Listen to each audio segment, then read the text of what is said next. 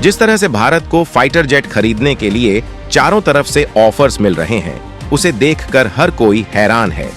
एक तरफ फ्रांस का सुपर राफेल है, तो दूसरी ओर जर्मनी का यूरोफाइटर टाइफून, एक तरफ अमेरिका का F-21 और F-30 है, तो दूसरी ओर स्वीडन का ग्रिपेन फाइटर जेट। लगातार भारत को ऑफर्स मिल रहे हैं और हर ऑफर्स के साथ भारत को कुछ ना कुछ नया मिल रहा है।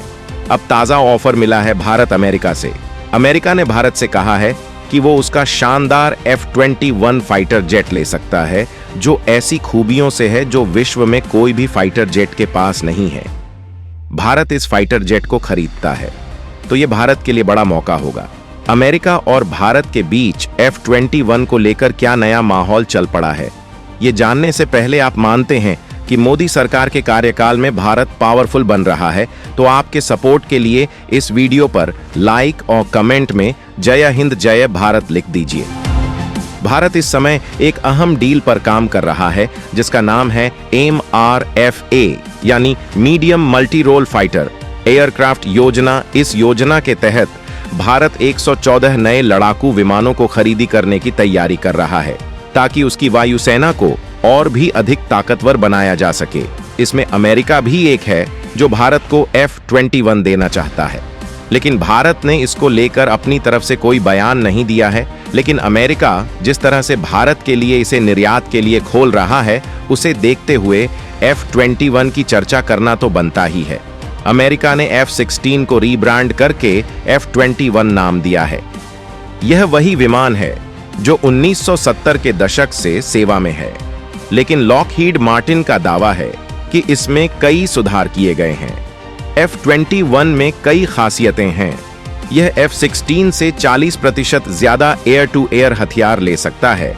इसकी रेंज बेहतर है और यह लंबी उड़ान भर सकता है। इसके अलावा यह दुनिया का पहला विमान है जो 2 अलग-अलग तरीकों से हवा में ईंधन भर सकता है। F-21 को अमेरिकी तकनीकी विशेषज्ञों द्वारा डिजाइन किया गया है, जिसमें आधुनिक सेंसर्स और मिशन एवियोनिक्स शामिल हैं। यह भारत के लिए एक किफायती और कस्टमाइजेबल विकल्प हो सकता है, जिसे भारतीय वायुसेना की जरूरतों के अनुसार तैयार किया जाएगा। लेकिन F-21 का सबसे बड़ा आकर्षण इसकी कीमत है।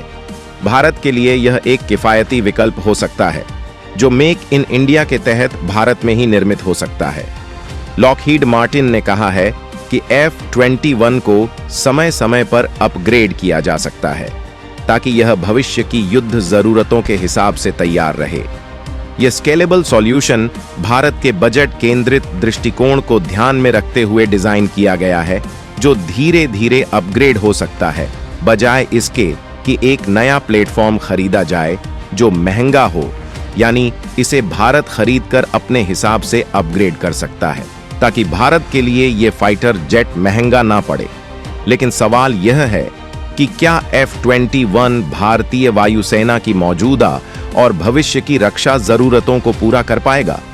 भारत को अब नए खतरे का सामना करना पड़ रहा है, चीन और पाकिस्तान से, और ऐसे में जो विमान भारत के लिए जरूरी हैं, उनमें स्टील्थ, इलेक्ट्रॉनिक वॉरफेयर और हाई एंड एवियोनिक्स शामिल हैं।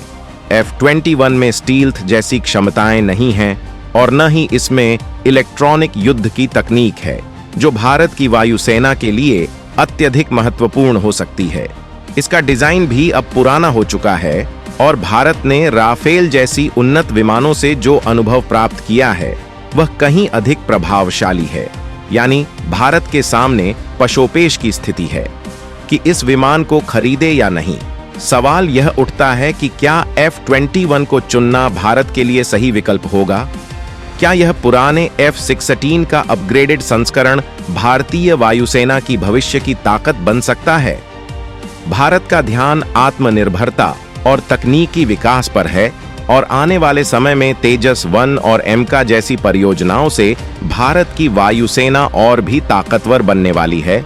इस संबंध में आपका क्या कुछ कहना है, कमेंट में लिखकर जरूर बताइएगा।